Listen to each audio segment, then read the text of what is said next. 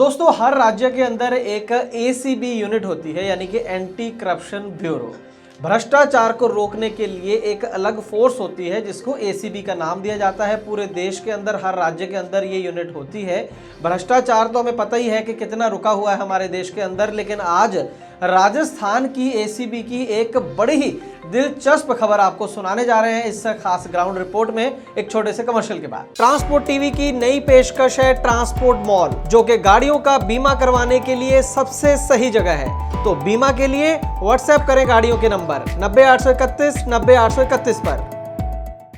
Transport TV पर आपका स्वागत है। मैं हूं मनिंदर सिंह और आप देख रहे हैं ग्राउंड रिपोर्ट। दोस्तों, 9 दिसंबर की घटना है। इंटरनेशनल एंटी करप्शन डे था इस दिन। अंतरराष्ट्रीय भ्रष्टाचार विरोधी दिवस कह सकते हैं। 9 दिसंबर को मनाया गया पूरी दुनिया के अंदर और हमारे देश के अंदर भी मनाया गया। भ्रष्टाचार कोई कम वगैरह नहीं हुआ, भाषण दिए गए, कहने का मतलब रिबन काटे गए, स्टेज सजी, भाषण दिए जगह जगह पर, और इस तरीके से भ्रष्टाचार रोकने की कोशिश हुई। और ये कोशिश राजस्थान में भी हुई। राजस्थान के सवाई माधोपुर के अंदर एसीबी का कार्यालय है, वहां पर भी एंटी करप्शन डे की सेलिब्रेशंस थी। वहां पर प्रॉपर जो है कार्यक्रम आयोजित किया गया था इस दिन को मनाने के लिए। तो इस मौके पर वहां के जो डीएसपी हैं, डीएसपी एसीबी के भेरूलाल मीणा, उन्होंने एक खास भाषण वहां पर दिया भ्रष्टाचार के खिलाफ। उनका कहना था, हमें पूरी ईमानदारी के साथ भारत को भ्रष्टाचार से मुक्त करना है। केंद्र और राज्य सरकार का कोई भी कर्मचारी घूस मांगे तो टोल फ्री नंबर 1064 या हेल्पलाइन नंबर, ये मोबाइल नंबर दिया है, पर किसी भी समय पर कॉल या व्हाट्सएप कर सकते हैं। ये शानदार जानदार भाषण देने के बाद मीणा साहब नीचे उतरे, अपने दफ्तर में गए और वहां पर एक डीटीओ साहब आते हैं जिनका नाम है महेश चंद। महेश चंद जी 80,000 रुपया लेकर आए थे इन डीएसपी साहब को देने के लिए, भेरूलाल मीणा को देने के लिए। और ये 80,000 रुपये कोई लोन देने या पुराने हिसाब चुकता करने नहीं आए थे, बल्कि अपनी वसूली में से हिस्सा देने आए थे इन्हीं डीएसपी साहब को, जो 1 घंटा पहले सिर्फ स्टेज से भ्रष्टाचार के खिलाफ जोरदार भाषण दे के हटे थे। लेकिन कहानी में ट्विस्ट ये आया कि उनका खुद का डिपार्टमेंट ही, एसीबी एंटी करप्शन ब्रांच ने ही अपने ही डीएसपी के खिलाफ वहां पर जाल बिछाया था। उनको पता था कि वहां पर एक डीटीओ आने वाला है पैसे लेकर वसूली के, और पहले से वो पूरा जाल बिछाकर बैठे थे। और जैसे ही 80,000 रुपया महेश चंद डीटीओ ने इस डीएसपी भेरूलाल मीणा को दिए, रंगे हत्थी एसीबी की यूनिट ने इनको पकड़ लिया। एसीबी के डीजी हैं बीएल जोशी, उन्होंने बताया कि ये जो डीएसपी पकड़े गए हैं भेरूलाल मीणा, ये कोटा के रहने वाले हैं और कुछ समय पहले ही इनको एसीबी चौकी प्रभारी लगाया गया था सवाई माधोपुर में। लेकिन जब से इनको वहां पर चौकी प्रभारी लगाया गया था, तब से लेकर ही लगातार इनके खिलाफ ही कंप्लेंट्स मिल रही थी कि ये जो है वसूली में खुद शामिल हो चुके हैं। जो भ्रष्ट ऑफिसर हैं, जिनको पकड़ने का जिम्मा है असल में एसीबी का, उन्हीं ऑफिसर से ये अपना हिस्सा लेते हैं। और इस तरीके से जो भ्रष्ट अधिकारी हैं, और खास करके ट्रांसपोर्ट डिपार्टमेंट के, उनको खुली छूट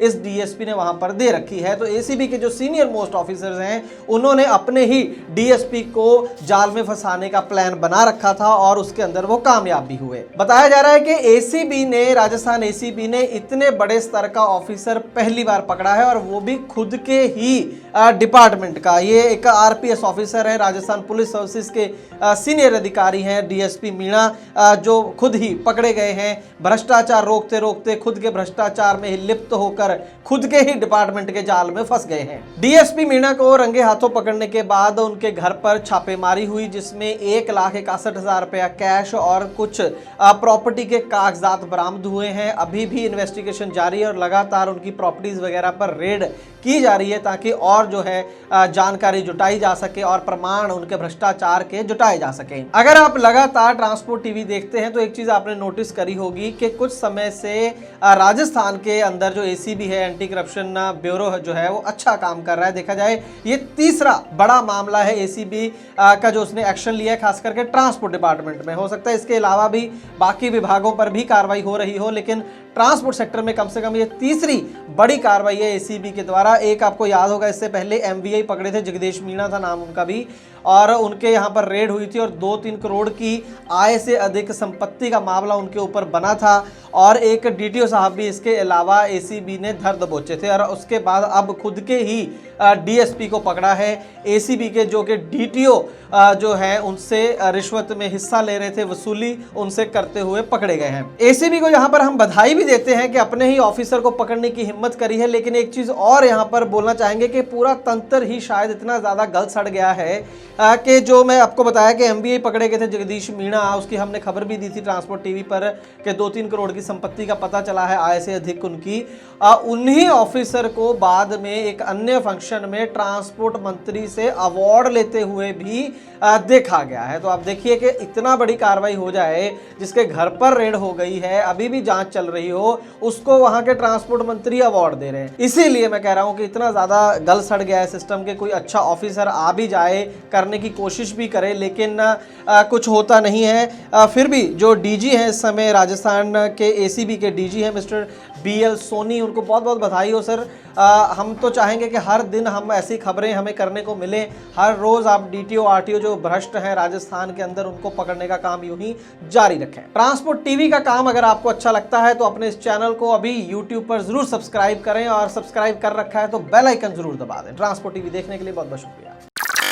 ट्रांसपोर्ट मॉल ने शुरू कर दी है क्लेम हॉटलाइन। अगर आपने बीमा पॉलिसी ली है ट्रांसपोर्ट मॉल से और हो जाए कोई दुर्घटना, तो आप कभी भी इस क्लेम हॉटलाइन पर फोन कर सकते हैं। जैसे ही आप ट्रांसपोर्ट मॉल से बीमा पॉलिसी खरीदेंगे, आपको हॉटलाइन का ये नंबर दे दिया जाएगा और ये नंबर 12 महीने 30 दिन और 24 घंटे खुला रहेगा। तो अब क्लेम की चिंता छोड़ें और बीमा करवाएं सिर्फ ट्रांसपोर्ट मॉल से।